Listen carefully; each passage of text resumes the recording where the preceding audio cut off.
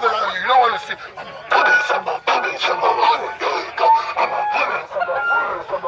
Listen to this.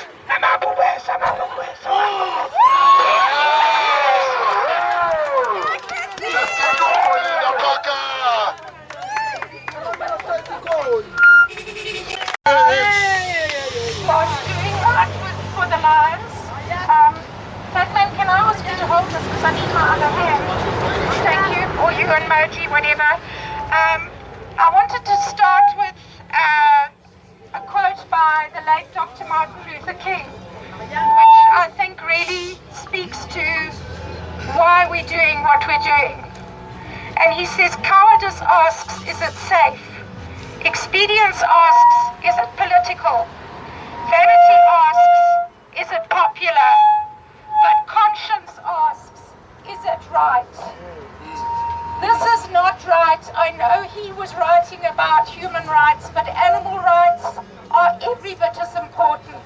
It is not right that we have less than 3,000 lions left in the wild in South Africa, but we have 8,000 plus lions sitting in cages waiting to die. The Predator Breeders Association have been fighting back against us because they're under threat at the moment and their livelihoods are under threat. And they've now reversed everything that they've spoken about in the past and said that what they're doing is about conservation.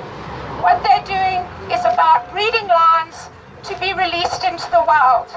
Conveniently forgetting that when they took on the government in the Supreme Court in 2010 to overturn the ban against captive breeding and canned hunting, the Supreme Court ruling stated, and I'm quoting it exactly, that since no captive bred lions had ever been released into the wild, then lion farming had nothing to do with conservation. And that was a Supreme Court judgment in 2010.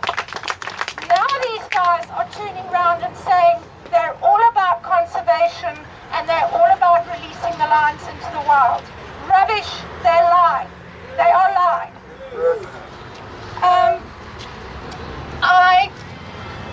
They also comment about the lions in cages having a better life than lions in the wild. Lions in the wild, yes, have a hard life.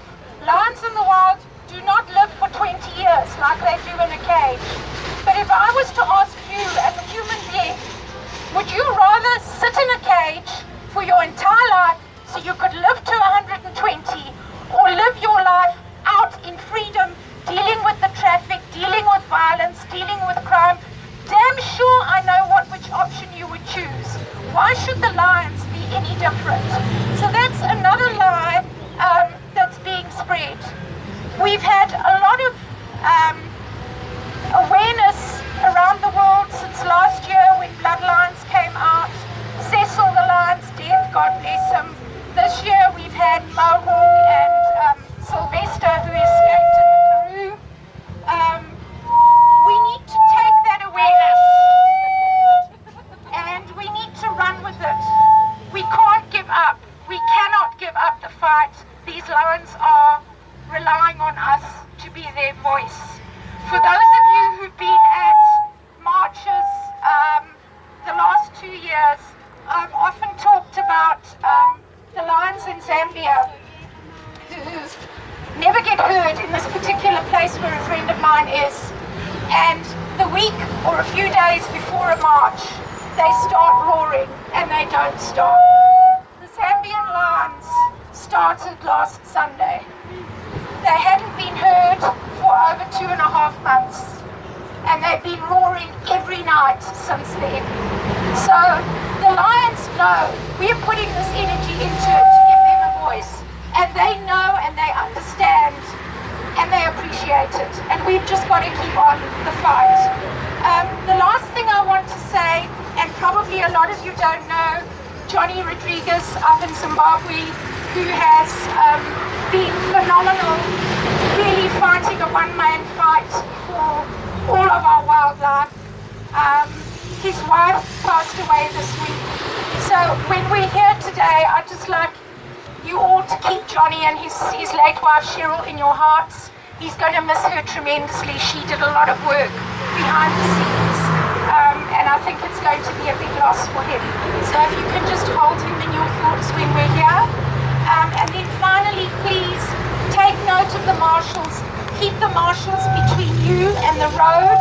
I don't want anyone getting onto the road. This road is narrow and people are going to be driving badly because they're going to be looking to see what we're doing.